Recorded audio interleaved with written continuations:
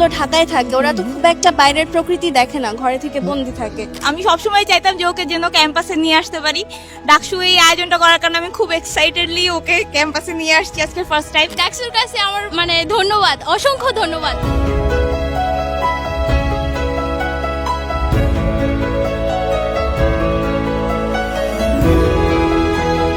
এই ধরনের bat carnival কখনো হয়নি। তো আজকে আমরা এই অবলা প্রাণীগুলোর জন্য ফুড ডিস্ট্রিবিউট করব, তাদের ভ্যাকসিনেশনের ব্যবস্থা করেছি এবং এই অবলা প্রাণীর রেগুলার ট্রিটমেন্ট করা, তাদের ফুডের ম্যানেজমেন্ট, তাদের দেখাশোনা, এই সব কিছুর একটা প্রাতিষ্ঠানিক রূপ দেওয়ার জন্য আমরা কেয়ার ডিউ এবং ডাকসুর সমন্বয়ে একটা টিম করেছি।